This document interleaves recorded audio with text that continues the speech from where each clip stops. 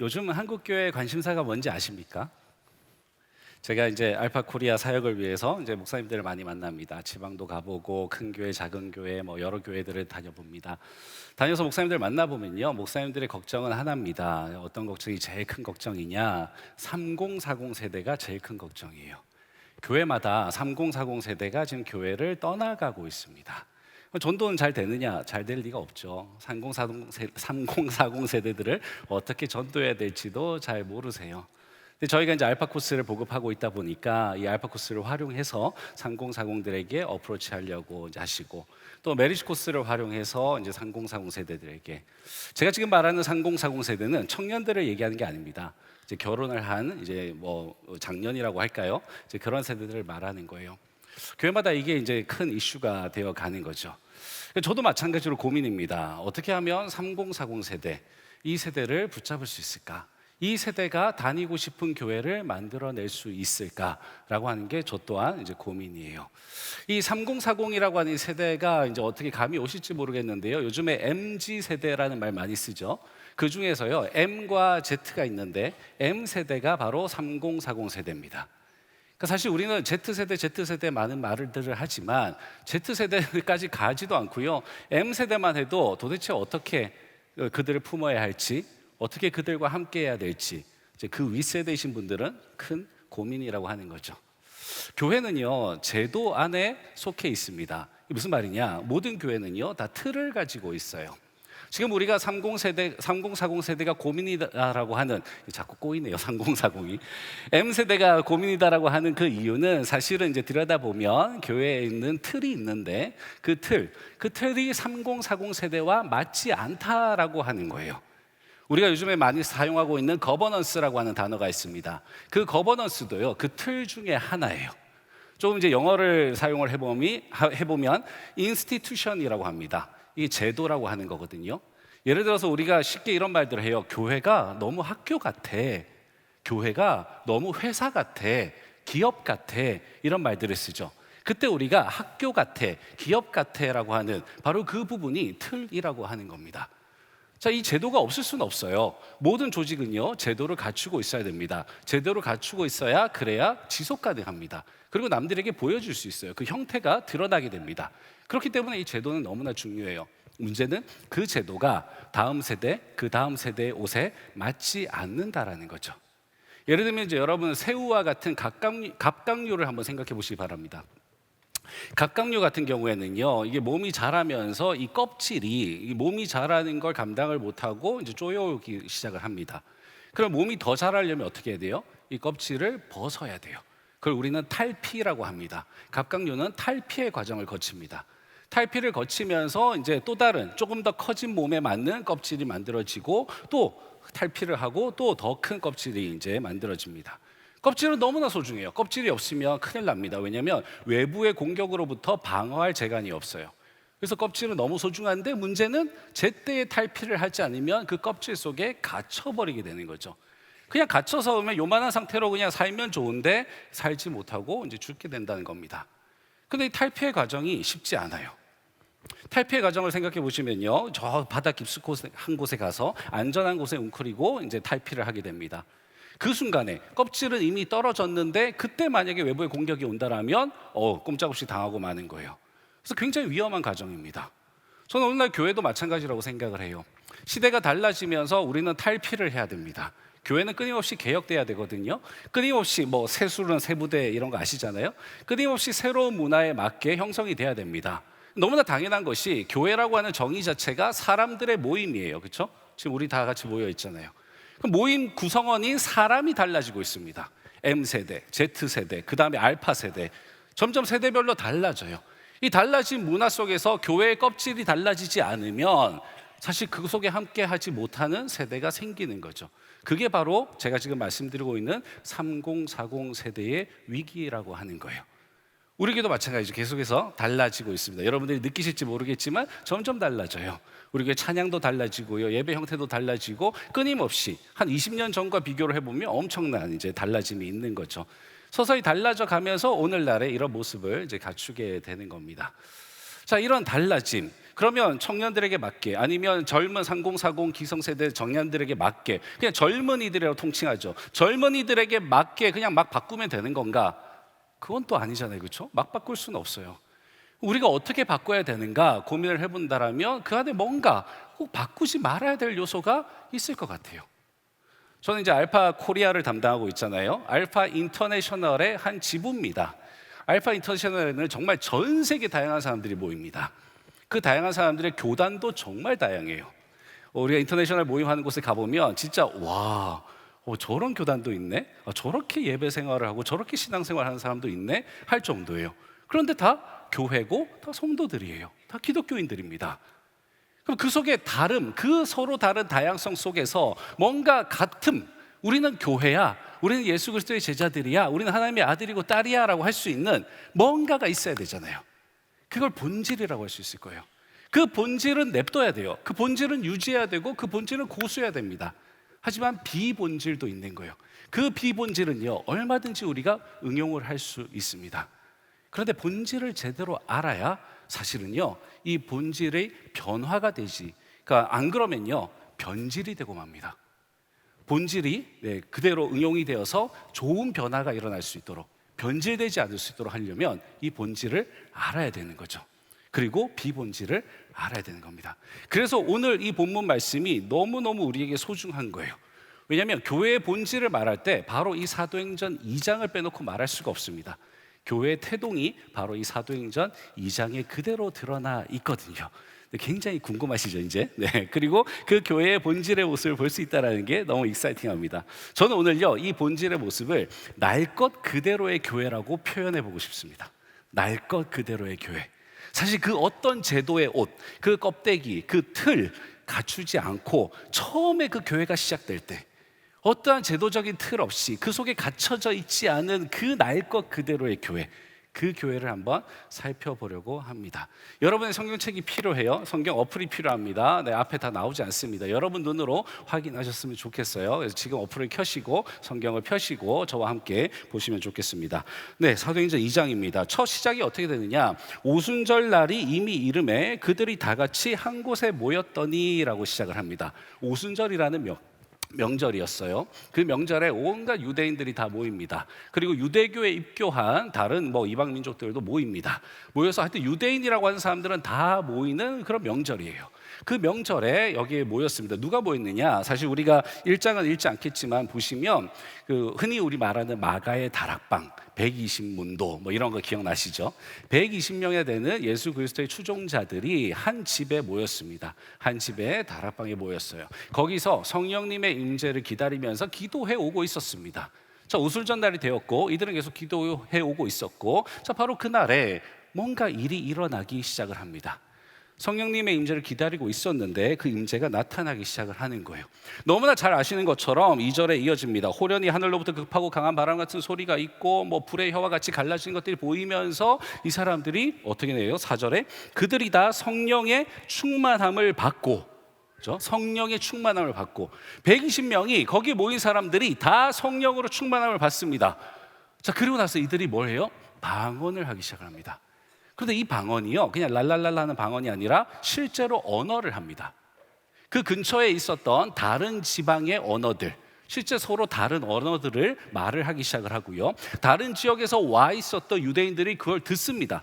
듣고 이거 우리말인데? 라고 하면서 이걸 이해하기 시작을 합니다. 근데 그 방언의 내용이 뭐냐? 그게 중요하겠죠. 그 내용이 바로 11절입니다. 거기 하나님의 큰 일을 말함을 듣는도다 라고 되어 있어요. 들은 사람들의 고백입니다. 그렇죠? 말한 사람의 고백이 아니에요. 들은 사람들의 고백이 뭐냐면 하나님의 그 큰 일을, 뭔가 그 큰 일을 내가 지금 듣고 있다라는 거예요. 하나님이 행하신 그 큰 일을. 이들은 어떤 사람이라고요? 유대인입니다. 유대인들은 하나님을 알잖아요. 그렇죠? 하나님이 행하신 그 큰 일을 지금 뭔가 듣고 있는 거예요. 그런데 서로 다른 방언들로 막 이제 얘기를 하는데 좀 들리는 거예요. 이건 내 모국어인데? 들리는 거예요. 자, 그런 상황에서 이제 어수선합니다. 어리둥절해요. 저 사람들이 술에 취했냐? 이런 반응들이 나옵니다. 그때에 좀 보세요. 14절에 베드로가요 11사도와 함께 자리에서 일어납니다.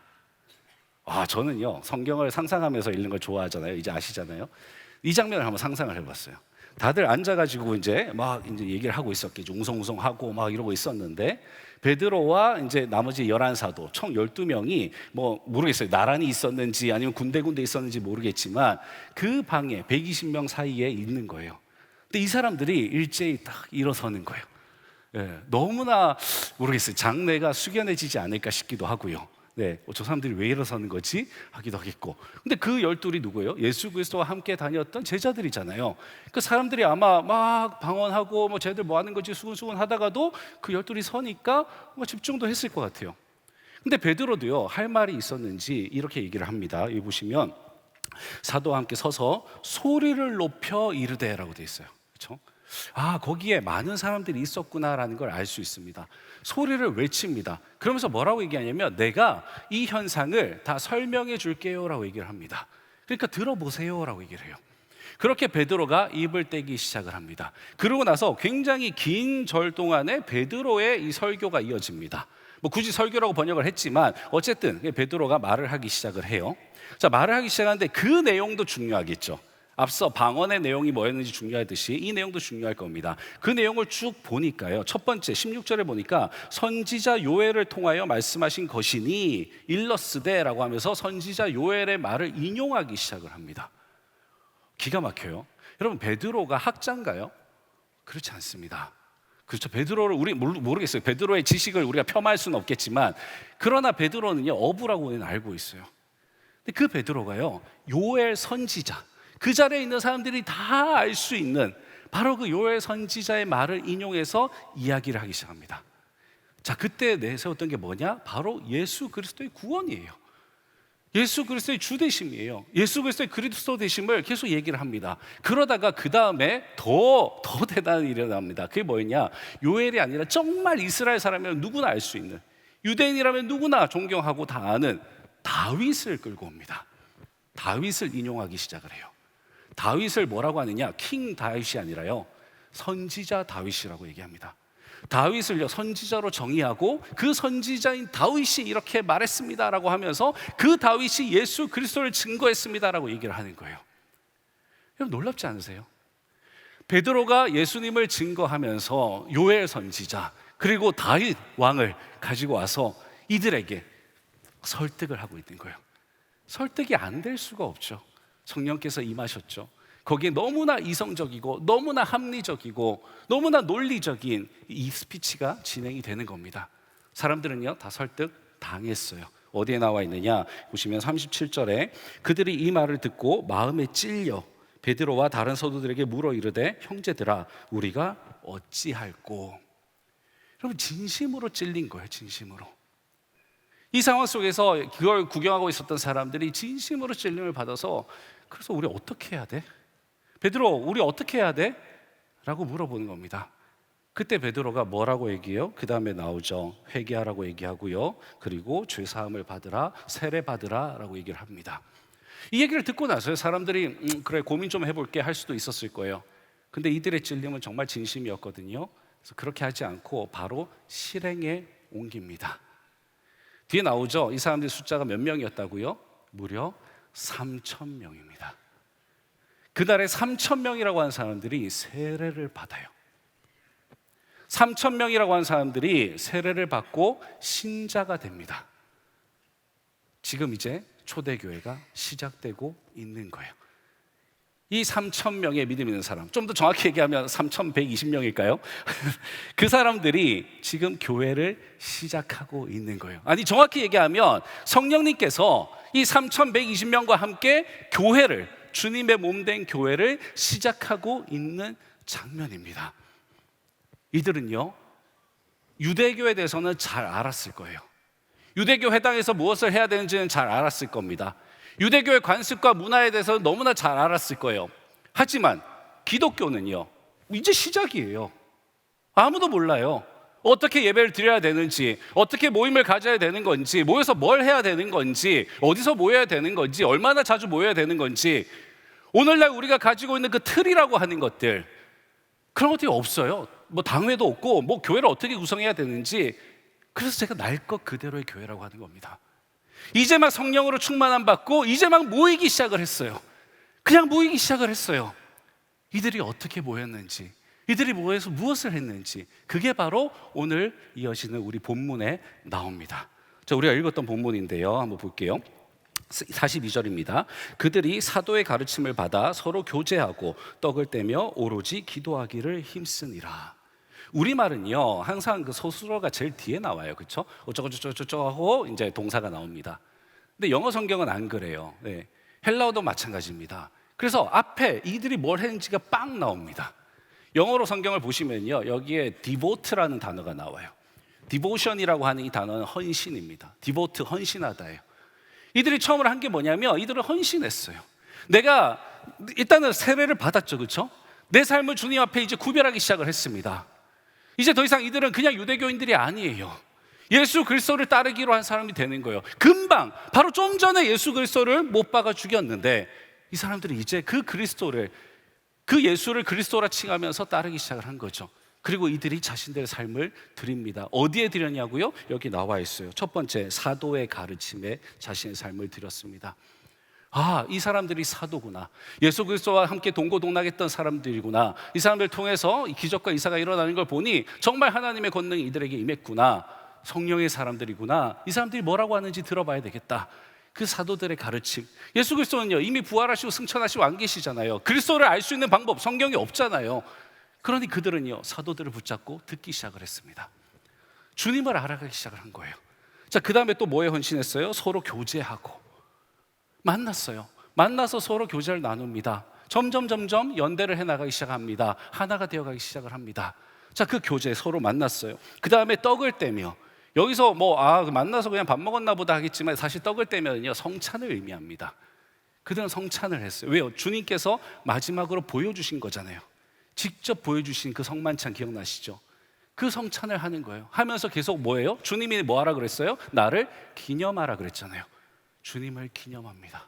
사도들을 통해서 주님의 그 생생한 이야기를 듣고 주님께서 기념하라고 하셨던 그 떡과 잔을 나누면서 이들은 같이 보내는 거예요, 시간을. 그리고 나서 또 뭐예요? 하나가 더 있죠. 오로지 기도하기를 힘쓰니라. 기도에 헌신하기 시작을 합니다. 왜요? 또 마찬가지예요. 주님을 만날 수 있는 방법이잖아요. 여러분, 이들은요, 지금 주님의 추종자가 된 거예요. 주님을 만나고 싶었어요. 하지만 주님께서 성육신에서 이 땅에 계신, 바로 그 팔레스타인 땅에 계실 때 주님을 주님으로 여기지 못했어요. 지금은요, 아니잖아요. 주님이 주님이라는 걸 알았어요. 그 청년 예수가 주님이라는 걸 알았어요. 너무나 사모하는 마음이 있는 거예요. 그래서 보고 싶은 거예요. 알고 싶은 거예요. 그래서 자기들이 할 수 있는 모든 방법을 다 동원하는 겁니다. 사도들로부터 얘기를 듣고요, 주님께서 기념하라고 하셨던 그걸 통해서 기념을 하고요, 주님을 찬양하는 거죠. 그리고 모여가지고 함께 계속 주님의 얘기를 나누겠죠. 그리고 기도하는 겁니다. 기도하는 가운데 또 성령께서 만나게 해주시는, 교통케 해주시는 그 주님이 있잖아요. 거기에 뭐 했다고요? 헌신했다는 겁니다. 거기에 자기의 삶을 드렸다라는 거예요. 이게 바로 교회의 모습이었습니다. 그게 좀 더 구체적으로 나옵니다. 어떻게 헌신을 했느냐? 이어집니다. 사람마다 두려워하는데 사도들로 말미암아 기사와 표적이 많이 나타나니. 여기서 말하는 두려움은요, fear가 아닙니다. aw라고 하는 거예요. awesome이라는 단어 아시죠? 와, 굉장히 경이로운 거예요. 그 경이로움 앞에 내가 뭔가 낮아지는 겁니다. 자연의 그 어마어마한 경관 앞에서 내가 낮아지는, 내가 보잘것없이 느껴지는 하나님의 그 위대하심 앞에서 내가 한낱 정말 먼지와 같이 여겨지는 바로 그 경외함이 이들 안에 생기기 시작을 한 거예요. 그리고 그 경외함이 사도들로부터 나타나는 기사와 이적을 통해서도 보기 시작한, 하나님께서 역사하시는구나. 이들이 사도들을 막 높이고 이게 아니고요, 사도들을 통해서 역사하시는 그 주님을 높이기 시작을 하는 겁니다. 이들이 받았던 그 성령님을 높이기 시작을 하는 거예요. 자, 그 다음에 믿는 사람들이 다 함께 있어 모든 물건을 서로 통용하고. 여러분, 이거 오해하지 마시기 바랍니다. 공산주의를 말하는 게 아니에요. 어떤 분들은 이걸 오해해가지고 그러면 뭐 초대교회는 공산주의였네, 그런데 철저하게 다른 점이 있습니다. 공산주의는요, 어쨌든 리더들에 의해서 움직이는 거예요. 누군가에 의해서 인위적으로 그렇게 하는 거예요. 그런데 이건 그렇지 않았어요. 사도들이요, 믿는 사람들에게 자, 이제 우리 다 공동 소유입니다 한 게 아니에요. 성령님으로 충만했을 때 이들은 알았던 거예요. 아, 내게 주시는 이 모든 물질이 내 거가 아니구나. 나 혼자 살아가는 게 아니구나. 이웃이 보이기 시작을 하는 겁니다. 안 그래도 유대인들은 형제가 있었어요. 근데 그 형제를 뛰어넘는, 정말 그들 서로 하나라고 하는 것들, 그 공동체가 이제 생기기 시작을 하는 거예요. 그러면서 이들의 소유도요, 각자 우리 다 공동 소유로 합시다. 그냥 자발적으로 일어나는 일입니다. 자발적으로. 누군가가 시켜서가 아니라 이들의 마음 안에 그 사랑이 생겨나기 시작하는 거예요. 누구의 사랑이요? 그리스도의 사랑이 생겨나기 시작하는 겁니다. 그리스도의 마음이 이들의 마음속에 들어가기 시작을 하는 거예요. 그래서 이들은요, 내 것을 내 것이라고 하지 않고 움켜쥐지 않고 풀기 시작을 했어요. 팔아서 어떻게 했다고요? 필요에 따라 나눠줬대요. 여러분 생각해 보세요. 우리가 뭔가 구호물품을 나눠줄 때 모든 집마다 똑같이 주겠습니다 하면 그나마 우리는 형평성에 맞다고 생각하고 그냥 오케이 할 겁니다. 그렇죠? 그런데 그게 아니라 각 집의 필요에 따라서 누구는 더 가져가고 누구는 덜 가져가고 이렇게 하겠습니다 그러면요, 난리가 날 겁니다. 난리가. 근데 지금 이들이 어떻게 했다고요? 필요에 따라 나눠줬다라는 거예요. 이거는요, 어떤 제도를 가지고 못할 것 같아요. 아무리 왕이 있어서 해도 안 될 것 같아요. 다 들고 일어날 겁니다. 이게 어떻게 가능할까요? 그 가능한 이유가 바로 예수 그리스도의 사랑이에요. 성령님으로 충만하다 그랬잖아요. 그게 단서입니다. 성령님으로 충만함 없이는 불가능한 거예요. 근데 그 불가능한 일이 지금 이 교회가 태동되는 시기에 일어났다라는 거죠. 물론 모든 초대교회가 다 이러지 않았습니다. 지금 바로 날 것 그대로의 교회였으니까 지금 바로 그런 거예요. 예루살렘 교회도요, 언제까지 그렇게 했는지는 몰라요. 그 뒤에 기록이 없습니다. 하지만 바로 그 초기에, 그 성령님으로 충만했을 그때 이들은 이렇게 했다는 거죠. 자, 그 다음에 이어보겠습니다. 46절입니다. 날마다 마음을 같이하여 성전에 모이기를 힘쓰고. 이미 공동체를 이뤘어요. 근데 여러분 한번 생각해 보시면 우리가 같이 있다고 해서 한 마음을 품고 있는 건 아닙니다. 지금 우리도 이 삼부 예배에 같이 앉아 있지만 우리의 마음은 다 다를 수 있어요. 한수만 교회를 향한 마음 다를 수 있습니다. 목장에 한 무리가 있습니다. 그 목장의 모든 목장 구성원들이 같은 마음인 건 그건 보장할 수가 없어요. 다 다를 수 있습니다. 같은 자리에 아니면 같은 공동체에 속해 있다 할지라도 마음이 하나 되는 것과는 또 다른 문제예요. 그런데 여기 보시면 지금 마음을 같이 하고 있어요. 이 사람들은요, 그냥 함께, 그 당시에 마이너니까 마이너들끼리 우리 같이 모이시다 이 정도가 아니라요, 마음을 함께 하고 있었던 거예요. 그리고 마음을 함께 하면서 또 성전에 모이기를 힘썼대요. 여러분, 성전에 모이기를 힘썼다라는 게 이들이 왜 성전을 갔을까? 유대인이니까 갔겠지, 그렇게도 생각할 수 있겠지만요, 굳이 이들은요, 성전에 가서 성전에서 드러내놓고 모였어요. 생각해 보세요. 어제까지만 해도 그냥 유대교인이었던 사람들이었는데 오늘 갑자기 이 사람들이 크리스찬이 됐어요. 이들끼리 모이기 시작을 합니다. 거기서 웅성웅성하면서 모이겠죠. 그럼 다른 그냥 유대교였던 사람들은 볼 거예요. 저 사람들 뭐지? 저 사람들 뭐지? 왜 저렇게 모여있지? 쟤네들 뭐야? 이 사람들이 모여서 뭘 했겠어요? 또 똑같이 증거하는 거예요. 왜 자기들이 이렇게 구별되었는지, 왜 자신들이 세례라는 걸 받았는지, 어떤 얘기를 들었는지, 무엇을 봤는지, 지금 그들도 성령 충만한 상태거든요. 3,000명이 다 성령 충만한 상태입니다. 그 상태에서 이들이 증거하기 시작하는 거예요. 어마어마한 그 효력이 있는 거죠.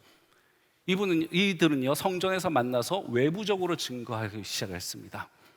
그 다음에 보시면요, 또 집집마다, 여기서 이제 집에서 떡을 떼며라고 되어 있는데 집집마다 돌아가면서 떡을 떼는 걸 말하는 거예요. 집집마다 모여서 뭐 했을까요? 내부적으로 증거하기 시작을 합니다. 우린 그런 걸 간증이라고 해요. 우리 목장 모임 만나서 뭐예요? 하나님께서 한 주 동안에 나에게 어떤 일을 하셨는지 우리 그거 증거하는 거잖아요. 내가 사랑하는, 그걸 이해하고 있는 사람들과 함께 모여서 같이 그 얘기 나누는 거잖아요. 그게 목장 모임이잖아요. 그 증거를 통해서, 내부적인 증거를 통해서 우리 어떻게, 우리 신앙이 또 더 좋아지는 거예요. 점점 그 얘기들, 맞아 나도 이렇게 행하셨어, 그랬구나, 성령님께서 그렇게 역사하셨구나, 우리 집에도 이번에 이런 일이 있었어요 하면서 증거하는 거예요. 그러면서 서로 위로하고 격려하고 그들의 신앙이 점점 세워져 가는 겁니다. 그렇게 계속해서 외부적으로도 주님이 드러나시고 내부적으로도 주님이 계속해서 드러나시는 거예요. 이게 교회입니다. 교회는요, 주님의 몸이에요. 교회는요, 주님을 드러내는 곳이에요. 주님께서 계속해서 이렇게 드러나고 계시는 걸 보여주는 겁니다. 자, 그렇게 모였어요. 그리고 47절에 이어지는 걸 보니까 하나님을 찬미하며, 또 온 백성에게 칭송을 받으니 주께서 구원받는 사람을 날마다 더하게 하시니라라고 되어 있어요. 근데 여기서 조금 이렇게 토론이 될 만한 그 단어가 있습니다. 그게 뭐냐면 칭송이에요. 그러니까 이 칭송을 해석함에 있어서 사실 우리 개역 개정판 성경은 칭송이라고 번역을 했지만 영어로는 이게 뭐라고 되어 있냐면 favor라고 되어 있습니다. 영어를 아시는 분, 혹시 모르시는 분도 사전을 찾아보시면요, 호의를 베풀다 이렇게 되어 있어요. 은혜를 베풀다. 칭찬하다는 의미가 아니고요, 뭔가 우리가 잘해주는 걸 얘기를 합니다. 자, 호의를 베푸는데 이것도 조금 헬라어를 보면 아리송해요. 누가 누구에게 호의를 베푼 걸까? 우리 한국 성경을 보시면요, 백성에게 칭송을 받았다 그랬어요. 근데 헬라어 원문을 보면요, 오히려 믿는 사람들이 그 다른 사람들, 안 믿는 그 예루살렘에 살고 있었던 다른 사람들에게 오히려 호의를 베풀었다라고도 해석할 수 있게 되어 있습니다. 주고받았을 수 있을 것 같아요. 이 사람들이 어떻게 했어요? 하나님을 칭송하고 이웃을 사랑하는 마음이 생겼잖아요. 믿는 사람들끼리만 통용하고 서로 도와주고 했을까요? 그렇지 않았을 겁니다. 믿지 않는 사람들에게도, 자기들을 이해하지 못하는 사람들에게도 동일하게 호의를 베풀었을 거예요. 그렇게 호의를 베푸니까 그 사람들도 저 사람들 괜찮네? 뭔가 저 사람들 지금 다른 걸 믿는다라고 하는데, 뭔가 삶이 다 우리랑은 다르다고 하는데 그 달라진 삶이 괜찮은 거예요. 사람들이 착해졌어요. 뭔가 이웃에게 호의를 베풀기 시작을 해요. 괜찮은 거예요, 그걸 바라보면서. 그러면서 이 사람들도 아마 호의를 베풀었겠죠. 어쩌면 우리말 번역에서, 개정에서 번역한 것처럼 칭찬을 했을 수 있습니다. 그렇게 하면서 날마다 믿는 사람들이 더해져 가는 거예요. 근데 여기서 놀라운 사실이 있습니다. 성경을 보시면요, 이 사람들이 전도해서 더해 갔더라가 아닙니다. 물론 전도했죠, 그렇죠? 증거했어요. 하지만 성경은 뭐라고 분명히 말하냐면 그 전도의 주체를 주께서라고 얘기를 합니다. 47절에 보세요. 주께서 구원받는 사람을 날마다 더하게 하시니라. 주님께서 하고 계시는 거예요. 여러분, 이걸 종합해 보면요, 교회는 어떤 곳이냐? 주님을 드러내시는 도구예요. 주님이 드러나시는 툴이에요. 그래서 교회가 세워지면서 주님이 드러나시는 거예요. 주님이 어떤 분이신지 증거되기 시작을 했어요. 베드로의 말을 통해서 증거되기 시작했어요. 아니, 그 전에 방언을 통해서 증거되기 시작을 했어요. 그렇게 증거되었던 그 교회의 증거가 외적으로 내적으로 계속 증거되기 시작을 합니다. 그렇게 주님이 계속해서 드러나시는 거예요. 그래서 주님께서 날마다 믿는 사람을 더 하시는 거예요. 마치 낚시를 해서 물고기를 이렇게 광줄에 담듯이 날마다 더 하시는 거예요. 날마다. 교회는 뭐예요? 그 광줄이에요. 그걸 계속 담아내는 거예요. 담아내는 거예요. 여러분, 현대 선교도 마찬가지입니다. 선교학에 있어서 제1명제가 뭐냐면 살아계신 하나님은 선교하는 하나님입니다 라는 거예요. 하나님께서 직접 하시는 거예요. 왜요? 하나님 나라를 하나님이 드러내시잖아요.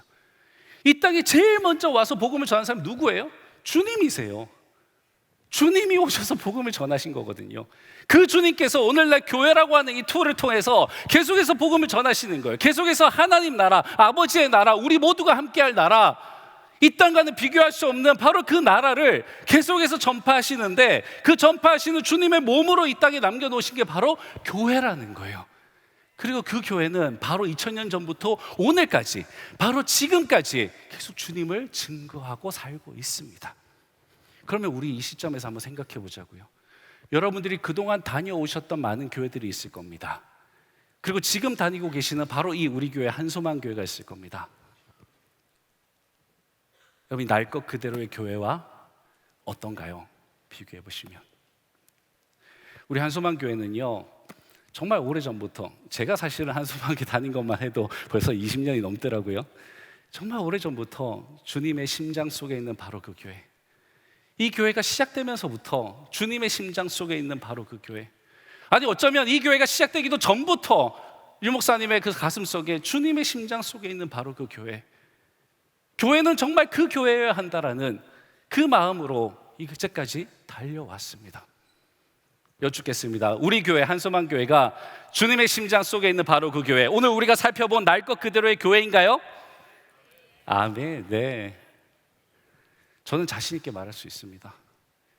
교회를 공부하고 있는 사람으로서, 교회를 세워가고 있는 사람으로서, 한국 교회가 세워지기를 원하는 사람으로서 저는 우리 한소만 교회가 정말 성령께서 세우신 바로 그 교회라고 자신 있게 말할 수 있습니다.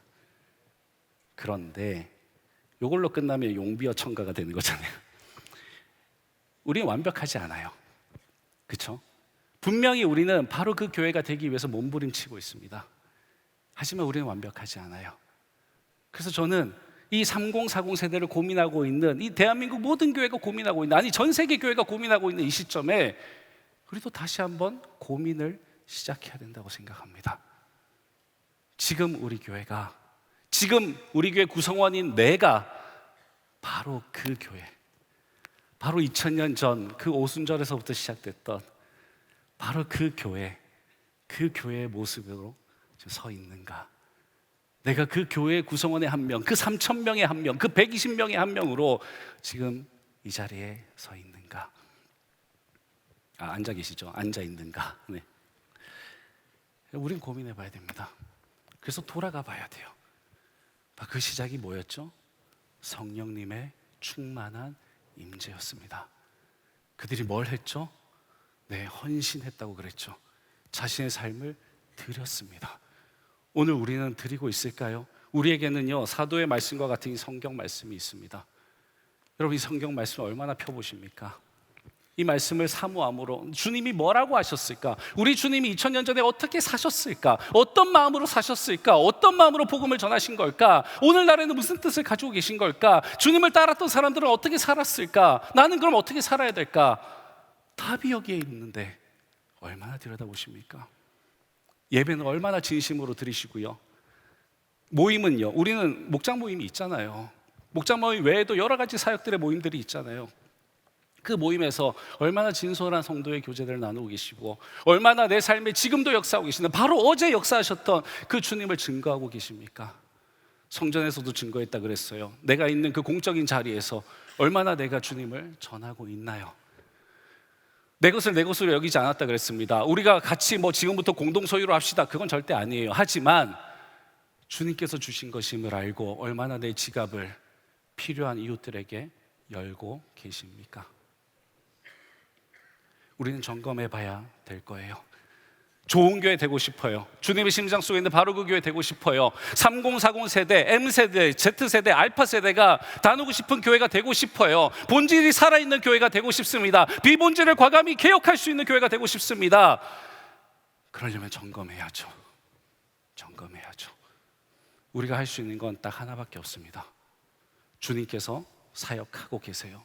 주님께서 선교하고 계시고 주님께서 전도하고 계십니다. 근데 우리는 뭐 해야 돼요? 기도하는 거예요. 오로지 기도를 힘쓰니라. 120명이 뭐 했어요? 주님께서 뭐 하라 그랬어요? 골방에서, 그 다락방에서 기도하라 그랬어요. 그리고 이 모든 일들이 일어난 거예요. 그들이 전략을 짠 게 아닙니다. 120명이 모여서, 12사도가 모여서 우리 어떻게 하지? 이렇게 하자. 그러면 며칠 동안 기다리고 기도하다가 며칠째는 우리가 나가서 선포하고, 여러분 머리 쓴 게 아닙니다. 성령님을 기다리면서 그들 그냥 시간을 보냈어요. 언제까지였을지 몰랐어요. 마치 광야에서 구름 기둥, 불 기둥 언제 움직이지? 기다리는 것처럼 기다렸어요. 그랬더니 성령님께서 임하셨어요. 임하셨더니 베드로가 갑자기 너무나 이성적이고 합리적이고 논리적으로 변했어요. 그리고 전파하기 시작을 했고, 자기들 입에서 정말 자기가 한 번도 안 해봤던 방언이란 말이 터져나오기 시작을 했어요. 주님께서 증거하시는 걸 자기들이 증인이 돼서 느끼기 시작을 했습니다. 모였습니다. 모였더니 증거가 일어나네요.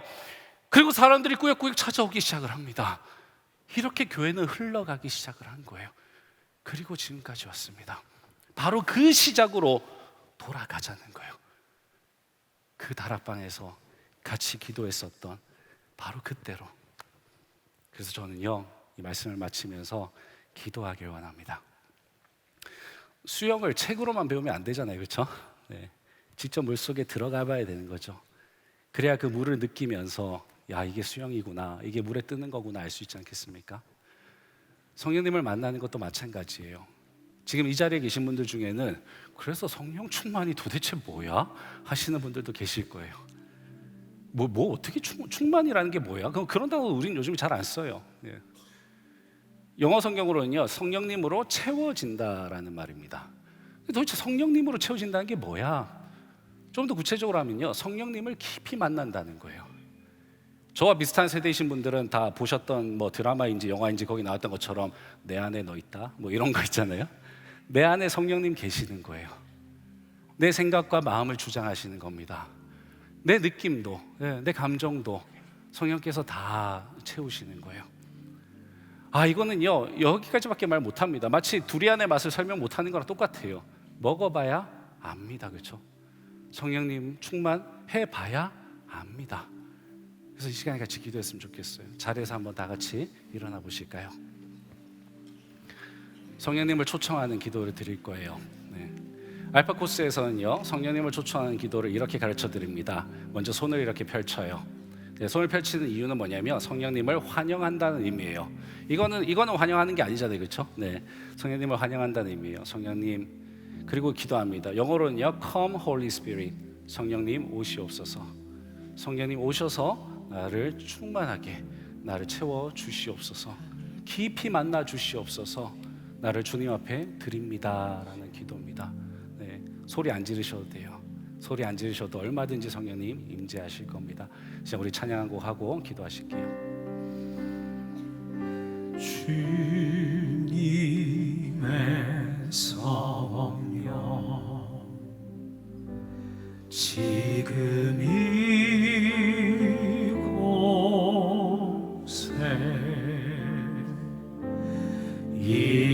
임하소서.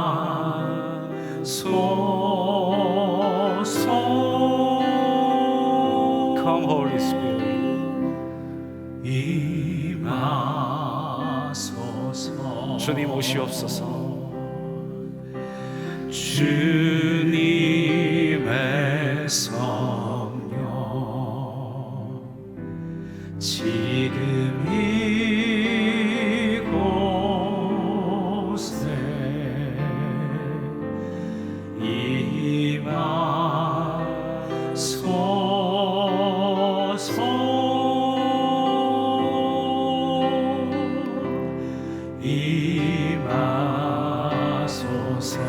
주님의 성령 주님의 성령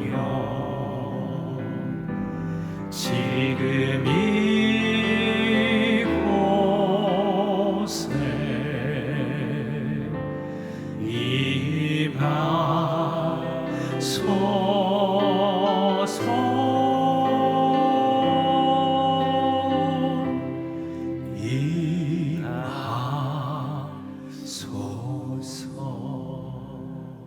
다 같이 기도하시겠습니다. 성령님 오시옵소서.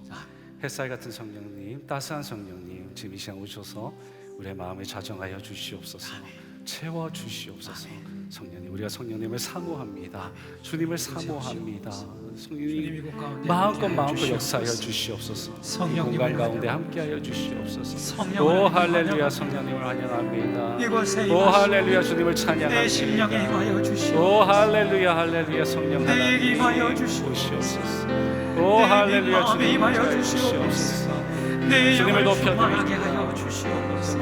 성령님이 내 생각을 지배하시고 성령님이 내 삶을 지배하시고 성령님이 내 삶에 운행하시기를 간절히 원합니다. 주님 지금 임하여 주시옵소서. 지금 나에게 임하여 주시옵소서. 성령님을 환영합니다. 성령님을 제안하소서. 성령님을 환영합니다. 마음을 모두시고 일하여 주시옵소서. 지금 내 심령에 임하여 주시옵소서. 지금 우리의 영혼에 임하여 주시옵소서. 지금 이곳에 오시옵소서. 주님을 환영합니다. 생각을 뛰어넘고 환경을 뛰어넘고 내 모든 길을 뛰어넘은 하나님의 역사하여 주시옵소서. 성령님을 임하여 주시옵소서. 주님을 사랑합니다. 성령님을 사모합니다. 충만히 임하여 주시옵소서. 충만히 임하여 주시옵소서. 충만히 역사하여 주시옵소서. 하나님 우리를 가득히 채워주시옵소서. 주님을 환영합니다. 사랑합니다. 의지합니다. 경배합니다. 주님을 주님으로 채워주시옵소서. 오이 감사합니다.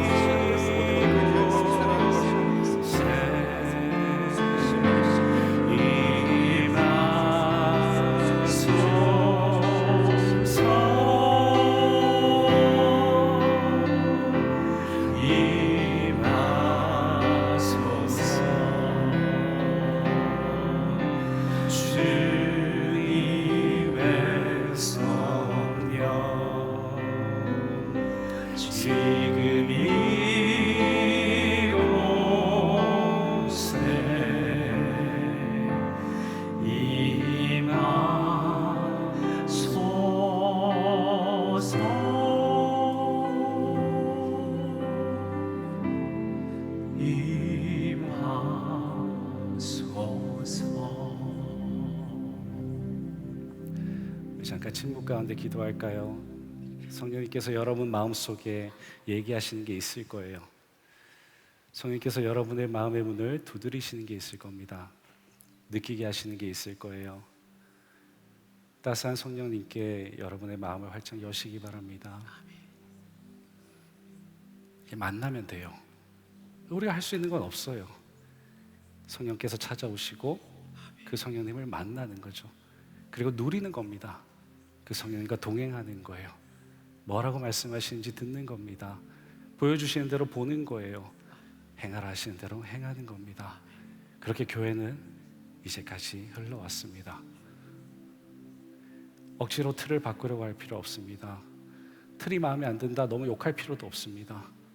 오히려 내 안에 본질이 살아있는지, 오히려 내 안에 성령님께서 거하시는지 그걸 들여다보면 됩니다. 그 다음은 성령께서 만지실 거예요. 교회의 리더십들을 만지실 겁니다. 네, 그래서 더 좋은 교회, 주님의 심장 속에 있는 바로 그 교회 될 수 있도록 이끌어 가실 거예요. 나를 사용하실 겁니다. 나의 기도를 들어 쓰실 거예요. 그렇게 우리 교회가 아름다운 공동체, 성령께서 세우시길 원하셨던 바로 그 공동체, 우리 주님께서 드러나시는 바로 그런 공동체 되어 갈 줄로 믿습니다. 주님 감사합니다. 교회가 무엇인지 알게 하시고 그 교회의 한 구성원으로 있는 우리가 무엇을 해야 할지, 어떤 마음을 품어야 할지 알게 하시니 감사합니다. 이 시간에 조용히 기도드렸습니다. 성령 하나님, 날마다 충만히 찾아와 주시옵소서. 충만히 임재하여 주시옵소서. 그래서 세상의 가치관이 아니라 주님의 그 가치관으로 세상을 바라보며 살아갈 수 있게 하여 주시옵소서. 우리 주님을 증거하며 살아가는 우리 모두가 되게 하여 주시옵소서. 감사드리며 예수님의 이름으로 기도합니다.